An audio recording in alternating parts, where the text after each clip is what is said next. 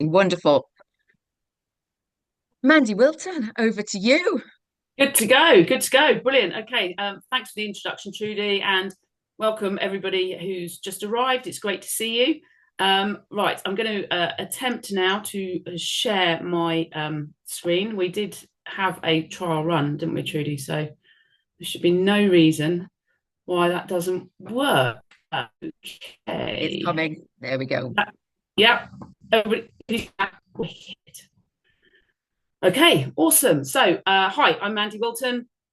As Trudy says, 30 years experience in the education sector. Well, I started my career as a PE teacher. I've gone through secondary. I ended up being an executive head of an alternative provision, which was a pupil referral unit for children who were permanently excluded from school. I was also head of a SEMH special school that was in significant difficulty. So I did that for 8 years. And my passion has always been around supporting some of our most vulnerable children. So I've always been really, really intrigued and curious about behaviour. And I started my life as I've done the Senko job. I've been a head of year as well. I've done child protection. So I've done everything. I don't regard myself as an expert at all. I'm just really, really passionate about supporting children and doing the best for kids. But also as a school leader, I'm fascinated and really motivated about how we support people in our sector the best that we can to manage behaviour, because it's really challenging, I think, for us as adults working in education. I'm also a parent, and that's really difficult children to understand kids' behaviour. So I'm really passionate about it. But somebody called me an expert the other day, and I was like, no, whoa, I'm not an expert, but I've got 30 years experience, and it's something I'm really, really passionate about. So that's kind of a bit about me. I walked away from executive headship about 2 years ago, 3 years ago, because I'd had enough and it was impacting on my family and my health. So I set up MW Education, and I now go out and I work in schools. I deliver training, I do lots of consultations, mentoring, and working in classrooms. So I'm still kind of at the coal face as well as just doing the strategic stuff. So today I'm going to talk about regulation and regulation behaviour. So in this masterclass, and I've never done a live masterclass. So when we're talking about regulation, I'll talk to you a bit about how I'm feeling in a minute. So we're going to talk about what is regulation.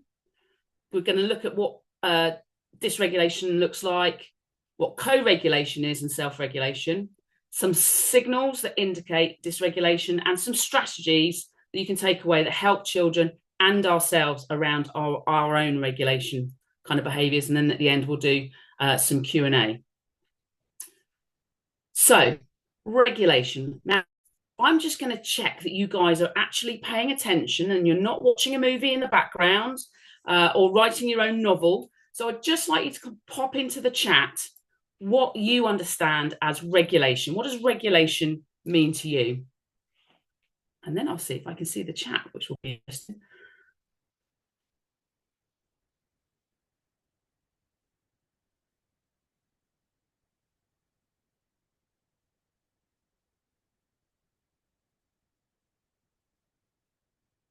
Oh, chat. Okay, so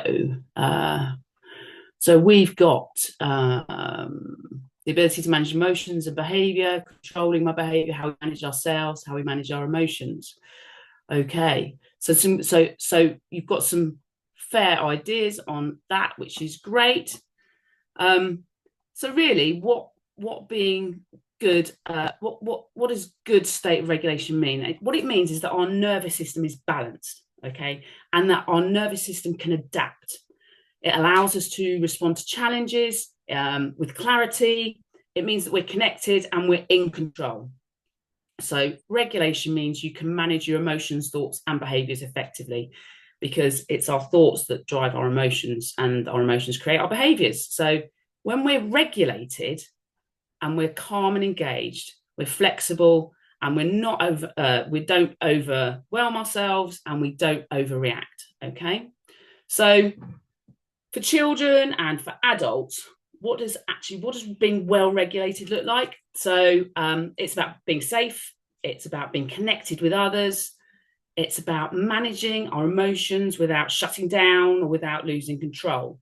It's about thinking clearly. It's about making really good decisions. Being regulated means that we can adjust, we can pivot, we can change. We can respond to challenges without excessive stress. So it allows us to have access to our logical thinking brain and our feeling brain, our emotional brain, in a really balanced way. Okay.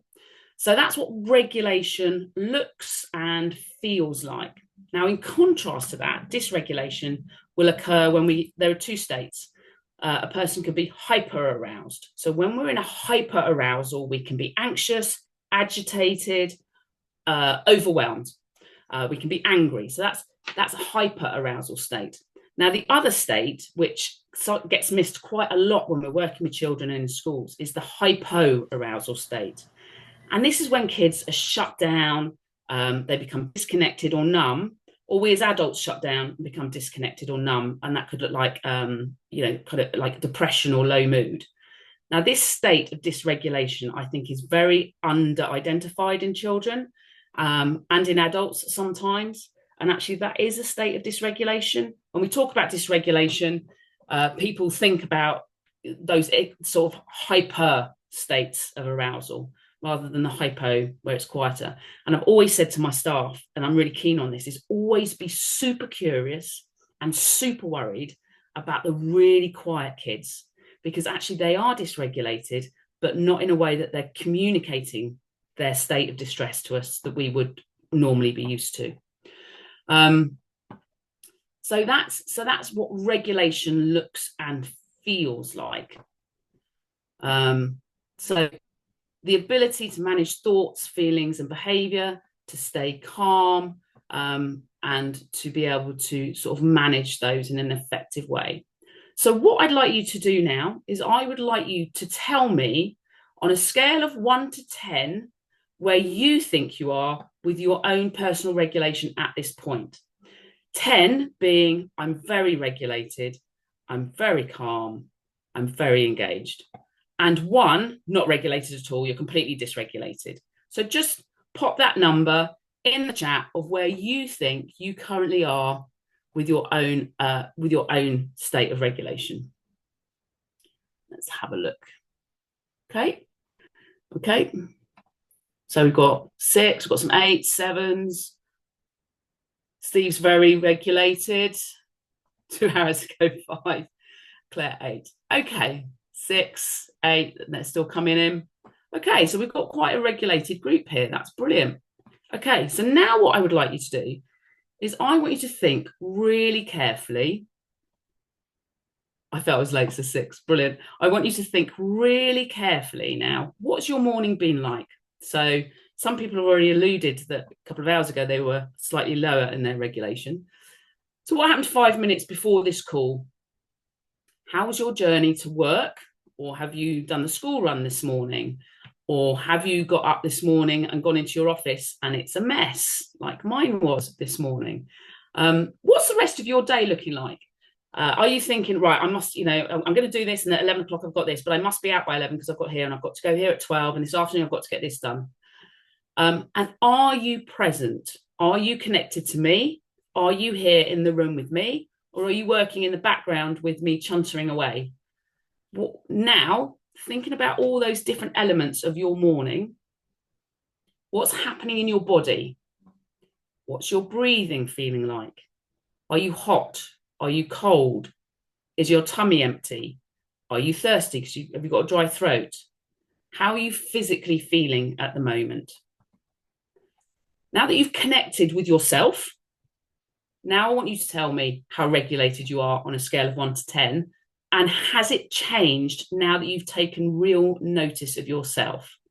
So remember, the higher the score is because you're present and connected to what's going on, which is me talking. So are you here in the room with me? Have you had breakfast? Are you really calm? How's your breathing and how do you feel? So now consider that, put it in the chat and tell me if you think that your score might have changed. I made a sourdough loaf and cracked it, gym at 12 and a walk with friends. That's lovely. It's the same. So it's now 9.5. Some have gone up. Some have gone up to 9. You have a calming voice, Mandy. Brilliant. Thank you so much. 9. Thank you, Wendy. So actually, some of your scores have changed. 8, still always doing emotional checking for work. Lovely. I love that practice. It's still 8 as I'm thinking about the rest of my day. Okay, great. Thank you. So what I was trying to do there is really kind of get you to think about, yes, I am regulated. Are you really? Are you really connected to what is happening in your body?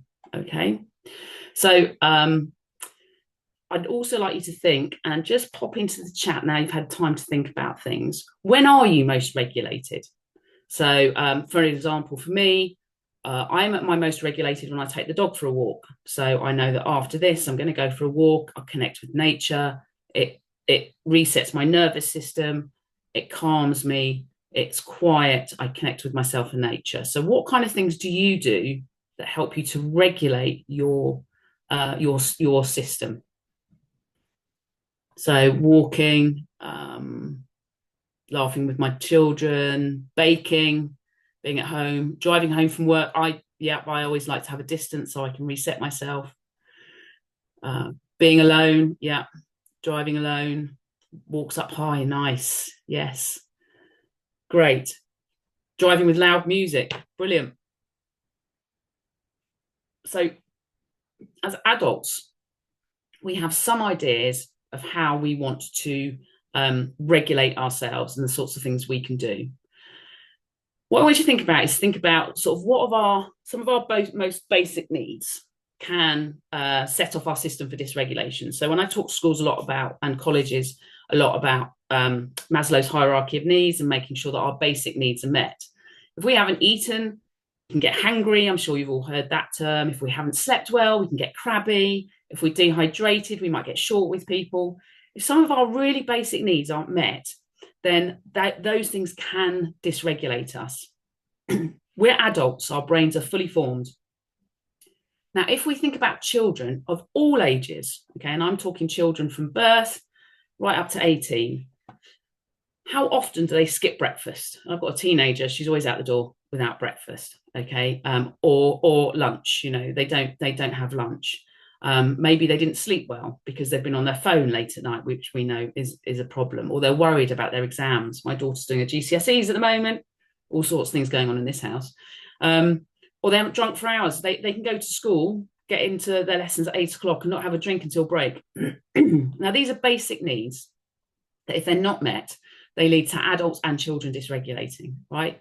And I have to be really clear here, but our brains are fully formed. So we have that ability to regulate. Children's brains do not fully form until they're 25. Yet we expect them to be able to control their emotions, their thoughts, and their behaviors. Self-regulation is a life skill that many of us as adults are still trying to work out. We're still thinking about, well, what can we do to calm our system, to regulate ourselves? But isn't it amazing that we expect children to calm down and just behave without teaching them the really essential life skill of self-regulation? I was in a class yesterday in a school and I went into this and this teacher's just standing there towering over these kids. Calm down. I just need you to behave. But actually, was she teaching them any skills around what it is to behave? So self-regulation is a life skill. And I know these things are all relative. Some of us have a much wider window of tolerance, right? So some people can go hours or days without good sleep and food, and it will hardly affect them. Others, like my husband, he'll dysregulate if he doesn't eat every couple of hours. So we have to be really attuned to our needs as adults and to support and teach children about what they need. When we dysregulate, we struggle to manage thoughts, feelings, and behaviors. And if we haven't eaten, something really small sets up a stress response in us, and we might snap, get angry. And children and adults do this. So if we think about it, right, an adult snaps at a child because they're hungry or they haven't had breakfast or something's happened on the way to work. The child feels threatened by that adult behavior. It triggers a stress response in the child. They snap back. And before we know it, we have all-out war, right? The situation escalates. No one wins. So we have to be deeply curious right? The curiosity in us needs to really think about how and why that happened. So as a head teacher, honestly, I dealt with so many incidents, obviously being in a pupil referral unit, being in an SEMH school. I mean, the last 3 weeks I've been supporting a primary school. And it's really, how many incidents came across my desk or did I have to go and deal with that when we tracked it back, it led to the way the adult had behaved at the beginning. All right. And we found out that, not only was the child not ready to learn, but the adult wasn't ready to teach. So if you have an adult not ready to teach and a child not ready to learn, what do you think you're going to get? Okay. So it is so important. And one of the most important things, I think in education and as a leader, is to ensure that adults are regulated in the classroom. Sorry, just meeting my basic need of water there. So it's really important that adults are regulated all the time. And one of the big things I did as a leader was I would go around every morning, check in with heads of department, check in with teachers as much as I could. And I sent the leadership team out. We all had our certain sections just to check in with everybody every morning. How are we this morning? Is there anything you need? Are you ready to teach? What can I do to help? And that's my mantra all the time is how can I help with children and adults? How can I help? So it's so important. And as a parent, walking through the door yesterday, I've been away for a couple of days. My daughter's 15. All I wanted to do was put my slippers on, put my feet up. But actually, my daughter needed to completely offload. Now, in the past, that would have probably left a conflict because I wouldn't have been ready to listen. But I come in, I take a deep breath, I sit down and go, how can I help? I'm ready to listen. And then I go into the kitchen and it's husband's time to offload. And it's a deep breath. And how can I help? And the skill of self-regulation helps everybody to regulate. And I was working with a teacher the other day and she said, Mandy, thank you so much for helping me with all of this information about how I can support the children in my class. She said, because I've got my mum, sadly, has got dementia and I really struggle to work with my mum because of her emotional state. But you've taught me so much that I can now self-regulate and then I go and support my mum. And I thought that was really powerful, that what we're doing can help across everybody's sort of learning state. So am I ready to co-regulate? So when you're regulating, I've just touched on this a little bit. So when you're regulating, you can then co-regulate. And co-regulation is so important when we're supporting children who are dysregulated or other adults. And co-regulation is when we hold space for another person, be an adult or a child, okay? Co-regulation is a process where we emotionally regulate, which an emotionally regulated adult or child or another person manages their emotions, behaviours and nervous system. So what it does is it involves providing that calm connection and support so that the other person can regulate their own state. All right. So I'm very regulated and I am able to now hold space to help somebody else process where they are emotionally, okay, and where their behaviors are and where their nervous system is. So an example in schools and colleges would be co-regulation happens when we as educators, teachers, support staff model and share calm with children, okay? So this is where, rather than expecting students to calm down on their own, it's a relational process, okay, that builds trust and teaches self-regulation over time. So how does co-regulation really work? Co-regulation is about really fine attunement. So it's about really being connected to adults and children in your care, really noticing and responding to that child's emotional state with empathy, okay? But now, one thing we struggle with in education is this need to control. So this isn't about controlling a child's emotional state. It's about being empathetic to the state that they're in. So that is about modeling calmness using soothing voice, steady breathing, a relaxed body language. So if we go into a situation where a child's dysregulated and we tense and we stand and we tower. Children are tuned to that. They can feel the tension. So when I was training to teach, one of the things they said to me was, you bring the weather into the classroom. I had no idea what that meant. I had no idea what do you mean I bring the weather into the classroom? But it's about contagion, and our emotions are contagious and our body's contagious. So children don't see that you're calm and in control. They don't feel safe, and that dysregulates them. So it's about being relaxed. Offering support, co-regulation is about offering support and providing reassurance and validating feelings, and then offering regulation strategies, which I'll talk a bit about in a minute. Creating safety, helping children to feel secure. And we do that with predictable routines and being non-judgmental, okay? And that, we could go on for hours about what do good predictable routines look like for children, whether they're at home as a parent, whether you're in a school, a college, a nursery setting. Those routines have got to be predictable, because that's how children feel safe. And when they feel safe, they feel connected to you, then they are going to, it will be easier for that relational approach to support co-regulation. So let's look at some examples of co-regulation in the classroom or at home.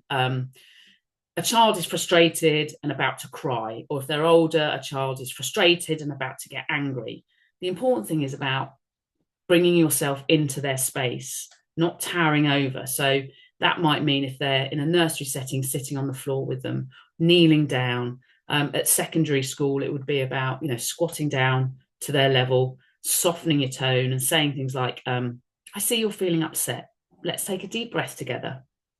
Or a student's fidgeting and struggling to focus. So instead of having a go at the child, you might say, I notice you have a lot of energy right now. Do you want to come over here and help me give out the books? Or could you go over and sharpen some of the pencils? So some kind of movement break that breaks the fidgeting, because the fidgeting is that child dysregulating, not because they're being difficult or naughty. A student's having a meltdown, or it is so overwhelmed with emotion. You need to stay present, breathe deeply, and say to them, I'm here to keep you safe. Let's figure this out together. So co-regulation is teaching children how to manage those big emotions through connection, okay? And it's through connection rather than punishment or isolation. And we do have a bit of a thing in this country at the moment around punishing children for having those big emotions, or putting them in isolation because they've got angry and they can't manage their emotions. It is our job as adults to teach behaviour and to teach self-regulation skills. Okay, that is essential. We're not here to control and we're not here to punish. In my personal opinion, we're here to teach. Teaching behaviour is the most important subject you can teach in schools, because if we can teach behaviour, the rest follows. But we can't expect children to know how to behave, because everybody comes from a different starting point. Our job's to teach that. So over time, these kind of self-regulation strategies that they bring, these children internalize these skills, and over time they'll develop their own ability to self-regulate, the ability to manage their emotions on their own, okay? And that's the biggest gift we can give. So in order to co-regulate, we have to be regulated ourselves, and then we need to be connected, and we need to develop our relationships with children, okay?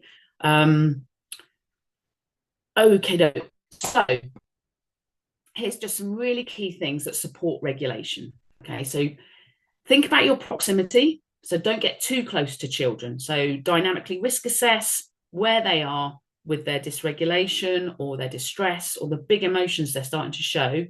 Think about your proximity. So you don't want to be too close, but you want to be close enough. Now, eye contact. This is a really interesting thing. So I was in a school the other day, and the teacher was insistent on the child looking at them when I'm talking to you. Look at me, I'm talking to you. Look at me, I'm talking to you. And at the end of the day, we were doing some training, and I went up to him and I said, look at me while I'm talking to you. Look at me while I'm talking to you. And I could see him getting really hot. And I said, is this feeling uncomfortable for you? And he said, I don't like it. And I said, so I want you to think back to what you said earlier to a child. You insisted, looked at you. How do you think that made that child feel? And you could see the light bulb go off in his head. And he said, that would have been really uncomfortable. I said, yeah. So think about your own behavior and connect with that empathy of how would it be if I was doing that to myself.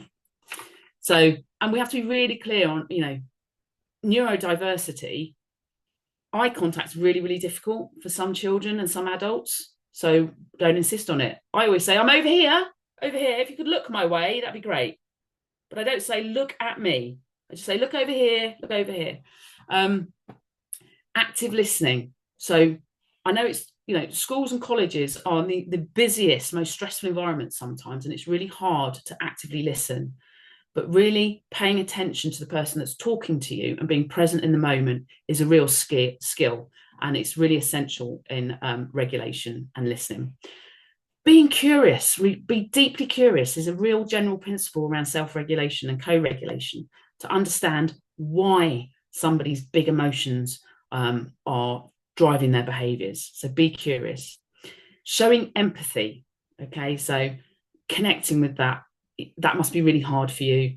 That must have been really distressing for you. I know this is hard. Really helps children to calm their nervous system. And adults as well. I know it's really difficult that you're covering for the 17th time today. I really get it. I know that must be hard. And I know, I know you've got a lot on at the moment. So it's really showing empathy to have been there. Or and warm body language. We tower over people sometimes, and we tower over children because our own stress is high. So this is when it's so important to make sure we are regulated so we can show openness. So warm body language is about, opening your hands up, turning your head to the side, having a smile on your face, or a compassionate look, or just using your eyes. I regularly will just, if it's an adult, I'll just put my arm on the side of them, say, I get it, how can I help? Or I'm walking around a classroom, I might put my hand on somebody's arm, just to reassure them if I see that something's happening. So having warm body language is really, really important. Okay, so at the beginning I said to you, right, can you think about connecting with some of the physical things that might be happening for you? And these are just some signals and signs that you can see in children when they're starting to dysregulate. So, I'll be talking to a child who I can see is starting to dysregulate, and they'll be like, and you can see they're really hot. And you're like, are you hot? Yes, I'm really hot. Take your jumper off. Just little things. Their bodies are becoming, especially with little ones, they don't recognize they're too hot sometimes. So they start to dysregulate, but you can see they're hot. Get them to take their jumper off and suddenly everything's okay. Or blushing. Starting to go red. When you see somebody starting to go red, that's a signal they're starting to dysregulate. I often say to children, just give me your hands. Oh, they're quite sweaty, aren't they? Especially with the little ones. They're quite sweaty. Tell me what's going on for you. How are you feeling?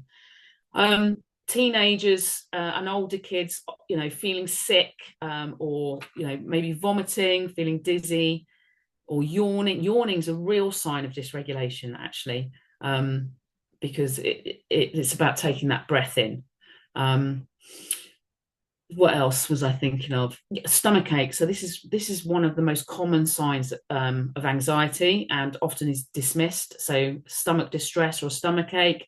So my daughter struggled for years with stomach aches at secondary school and at primary school, actually, and didn't want to go to school because she had a stomach ache. And then we worked out that actually we thought it was anxiety. And then funnily, when she went to year 10 and she could do the subjects she wanted to do rather than the ones she had to do, and she was enjoying school, stomach aches totally went.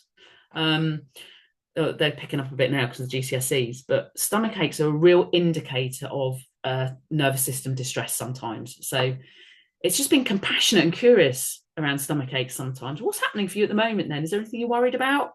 Rather than dismissing it just as illness. So those are some specific signs. Confused, foggy thinking. Sometimes kids struggle to get their words out. That's a sign of dysregulation.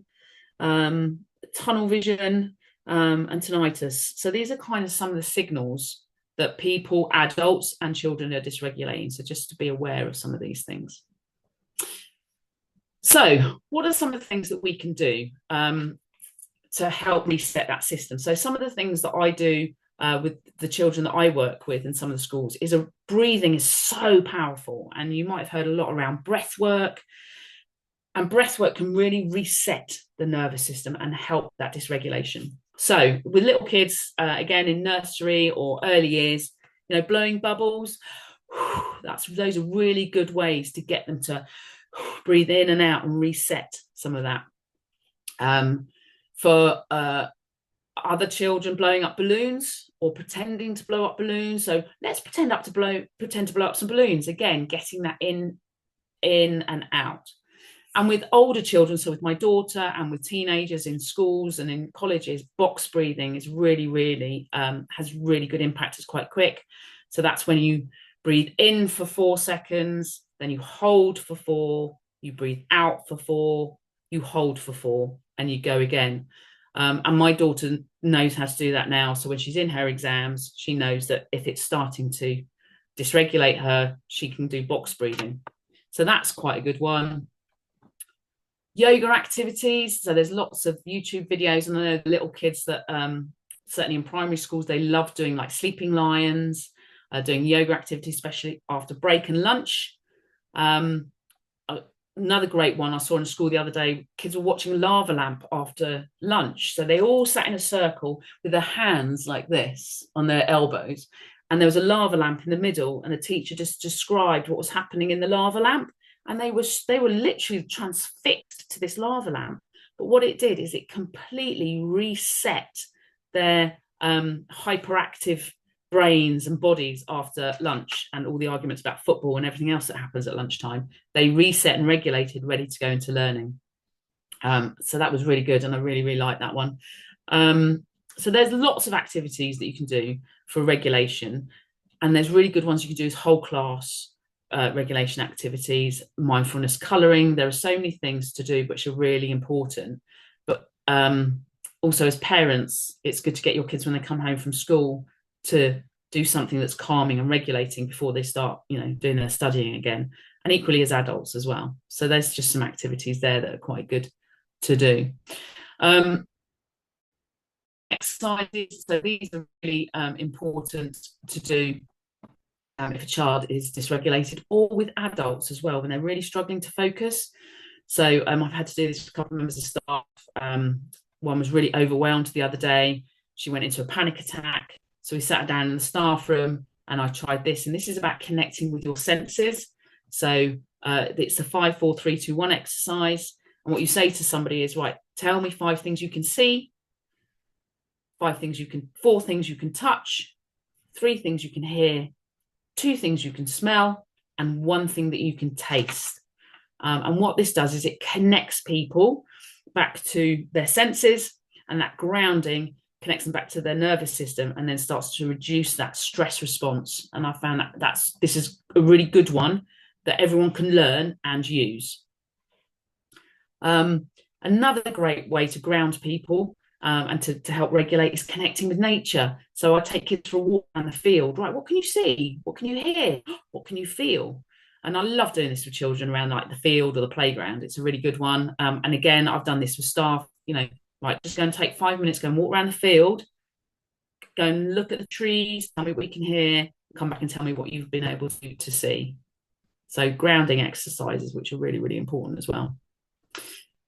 Visualization techniques. Now, this is a really good way to distract children or adults away from what has dysregulated them. So it could be, oh, tell me about your weekend. What happened to the weekend? Or, oh, didn't you have a birthday party at the weekend? Tell me about that. Or tell me about a time that you were happy and having fun, and get them to visualize that and talk it back to you. Okay, so that really helps children to re-regulate, and adults as well when they're really distressed. You're trying to help them to calm down. What did you do at the weekend? So you're deflecting away, and you're getting them to think about something that is different, that will bring a reset to their nervous system. This is the drama technique. You can use this more structured visualization. So this is about detecting their emotions. So what are you feeling? Then reward them for that, for noticing how they feel. Well done. Then ask them to adapt their physical position. So if they're sitting down, get them to stand up or turn around. So detect, reward, adapt. Then amend. So get them to amend their thoughts in their head and to create a new positive picture of what they want to see. So, right, amending they've had a row with their friends at lunchtime. So change the thoughts around their friendship group to create a more positive picture of what that would look like tomorrow. And then magnify that positive image. So tell me about what that looks like, make it sharper, brighter, bring it in closer, and then assess how they feel. And hopefully they'll feel calmer and less anxious. So the drama technique, that's a really strong technique that I use when I've got that time and with that child or adult to do that. And then those are kind of quite responsive to regulation. So I just thought it'd be quite good to share a couple of activities where you can support regulation and calm as planned activities. So I really like gratitude. I practice gratitude myself. That's, writing things that I'm grateful for every morning to give me a positive mindset to start the day. And we've done it in a school I'm working with at the moment. We have a gratitude wall in the classrooms. And that is that the kids come in the morning and they write in a post-it note one thing they're grateful for and they put it on the wall. Another way to do it is with a gratitude jar where they all put things in that they're grateful for, and then the teacher reads out different gratitudes for the day. And what that does is help set everybody up for the day with gratitude in a positive way. And then we were finding that as kids were leaving the classroom at the end of the day, they would go and tell their parents all the negative things that had happened for the day. And we just thought, well, that's not a very nice feeling to leave school with. So what we've done it in a couple of schools now actually, is end of day positives. So they write down something positive that's happened in the day, they take it out and they hand it to their parents. So straight away, they're coming out of school with something positive that's happened today. So what that does is they're regulated when they leave and when they start the day. So it's about planning, and that, a lot of thing around behaviour and regulation is around planning, making sure that we have planned for dysregulation, especially if you're doing things like, end of year assemblies or Easter shows or Christmas shows where routines are out the window. Planning regulation activities is really important. Different things you can do for regulation planning is you can, in schools or at home, you can have a regulation box, you can have a regulation zone or a regulation room. So what that looks like in schools is a child has a regulation box of things that helps keep them calm, and that might be fidget toys, which I hate unless it's part of a planned process. You can have things like Lego building, sensory toys, mindfulness colouring, something that's going to help keep that child regulated. Some classrooms we've developed regulation or calm zones where they've got bean bags and nice dim lighting with nice books so children can take themselves to the regulation zone. And for colleges and for secondary schools, we've done things like regulation rooms where children who become overstimulated or struggling with big emotions can take themselves to a room that's calming, that's not a sensory room. It's not an isolation room. It's a regulation room where somebody can connect with them and help them to manage those big emotions. And one thing is always make sure your classroom home isn't overstimulating, because that can cause dysregulation. So I go into quite a few classrooms and they're so overwhelming with things that I get dysregulated. So how does a little 6-7-year-old feel going into a classroom like that? So, it's really, important to have calmness, but you want to stimulate some learning. And it's the same at home as well, making sure that home is equally as calm and stimulating as well. So, oh, Steve, great. You've got regulation rooms in college. Brilliant. Really, really important. So that's great. Thank you.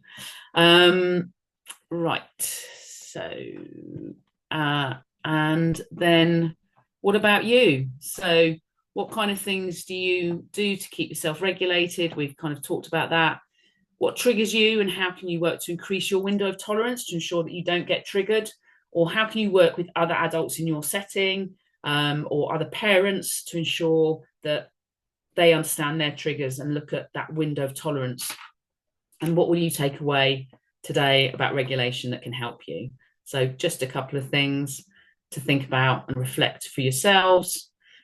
And My name is Mandy Wilton, and uh, this is the Behaviour Bites course. I've written an 11 module course all about creating that kind of environmental, um, uh, regulated space for schools and children. So, um, if you want any more information, then please scan the QR code. And right on time, somebody has just knocked on my door. It's always great, isn't it? And now my dog's kicking off. So now I'm going to completely dysregulate. Any questions anybody want to ask? Mandy, that was fantastic. I have got pages of notes here and I've got my highlighter pen out, and my goodness, the richness of content and food for thought. And I tell you what, when you just said towards the end there about how, if there's a Christmas activity or there's something different, how it's really important to regulate when there's something different going on. It reminded me of your and my prior conversation where I was saying to you, I recognized earlier in the week, a dream was telling me about some subconscious anxiety of mine. And that's because I'm trying new stuff and I'm a bit scared. And it's exciting too, but actually it made me think, yes, I need to consciously regulate more because I am out of my comfort zone. So and it's like, ding, yes, of course, of course, of course. So much in here. Who would like to pose something to Mandy or either ask a question or make a comment about what's really landed with you? I'd like to. Um, Mandy, first of all, I think you need to come and move in with me because I think the ideas that you've shared today, not as an educator, but as a mum, I'm sat here going, oh, this is brilliant.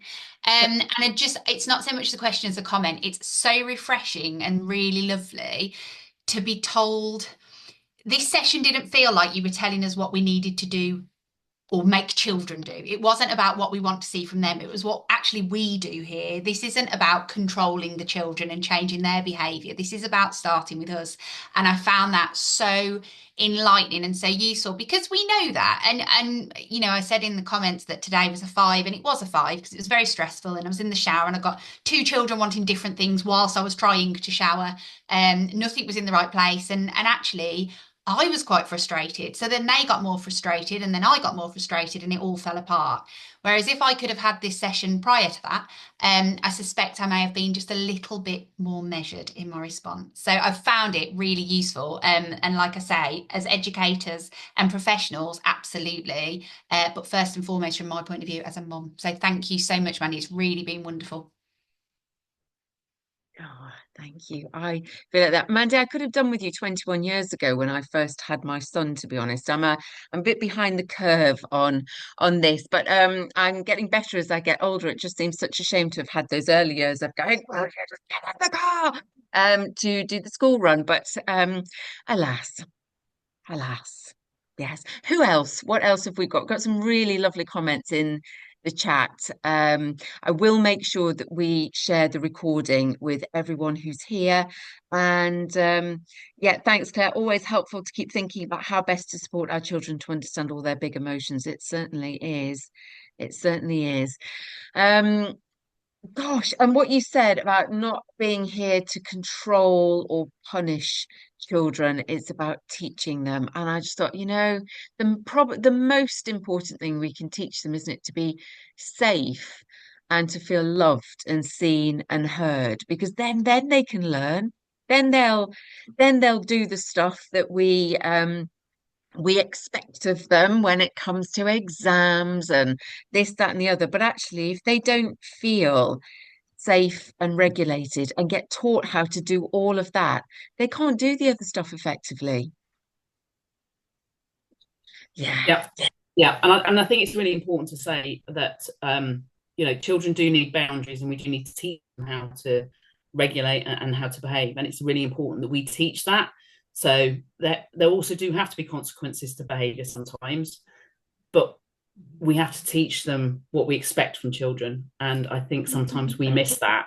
And by trade, I'm a secondary practitioner, so I didn't always understand the child development early enough. Yeah. And earlier in my career, it was very much about control. I was a PE teacher. I was about control and command. And I've learned a lot over my career, I think, about empathy and understanding children, but still teaching them what that looks like. What do I expect that to look like? So I expect you to have nice manners, so I'm going to role model what that looks like. When I hold the door open for you, I'm going to say thank you. I expect the same. So it's very much about teaching what you expect to see. And we have some fantastic practitioners who are great at doing that, but we also have some practitioners who aren't great because they don't really understand that they have to teach that behaviour. So can I do, if I step in? Oh, Louise, yes, please. I've just started introducing our LSM, so our learning support mentors, our support staff, introducing emotional check-ins and outs, so that they can understand the energy they bring. But also, I'm really passionate about emotional literacy, and people aren't aware how emotionally literate they are, and the power in it is the awareness and then the emotional agility that comes from it. But understanding also that working in a college, we take an awful lot of stuff home as well, and actually that is not placed for home, because then we don't get to rest and we don't do that. So teaching them and modeling the importance of that emotional check out at the end of the day as well, to say how what will have happened during the day will possibly impact your home, and identifying it and everything. And so many people are now coming up to me and going, I just do it naturally when I'm in the car now. It's part of my day. And it's just good for just promoting well-being in general and that self-awareness. So no, thank you. I'm heavily into regulating. As I've got a beautiful room here, which that's what I do all day, and I love it. Brilliant. Great. I Great love job. the image behind you there, Louisa, as well, of you and the cat. I love that. That's my my independent state of Louisa. I had to build my own little island one day, so someone made me a flag, and that was the flag that they chose for me. I love it.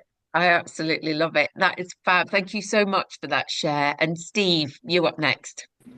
Yeah, I did put it in the chat, but in our college, we use college-wise, we use zones of regulation, which is not something that we've come up with. It's a well-established thing. But it has the 4 different colors of red, blue, green, and yellow, each representing different emotions. And what we find is within our college, we've got such a range of non-verbal, very low ability young adults, right up to our vocational department that are going on to university, some of our students. But we find right across, it can be a really helpful tool for them to be able to identify how they're feeling and also communicate with key staff. That a student just put a pen through my window. Communicating with staff how they're feeling and when their emotions are changing, and then staff can hopefully then be attuned to meeting the need of how they're feeling. Now I'm going to go to another student that's just come into the room. Okay. Steve. Cheers, Steve. Yeah, great. Zones of regulation are so helpful. I had some children recently explaining the zones of regulation to me that they've started to use at their school, and they really get it and they really appreciate it. And it works so well.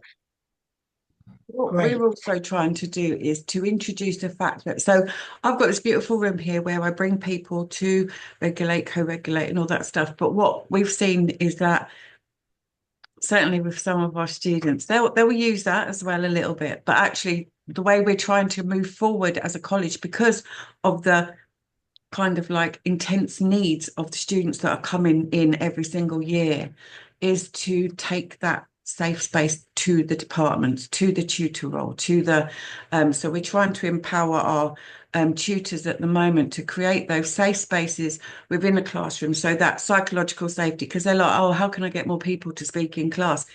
Well, they won't speak because they're frightened of being bullied, being discriminated and all that. So you put in that huge amount of work at induction and for those first few weeks when they're in, about establishing those safety ground rules and things like that, and how that just improves life within the department. And so people have less need to go away from their department to feel safe, and that we're trying to build that in with each of the departments. So I think we're on a fair way to go into these places, because we're recognising the need for these even more. And it's kind of like, it's the same as everything, isn't it? If the infrastructure isn't there, we're not going to engage with these learners. They're not going to achieve. So no, I'm all up for this sort of training. I think we should spread it wider. Brilliant. Well, I think that's our job, isn't it? People here is because we're interested in this. and we have a basic understanding of it, and we want to, it's like spreading that word, isn't it? It's like, right, this is what we need to do.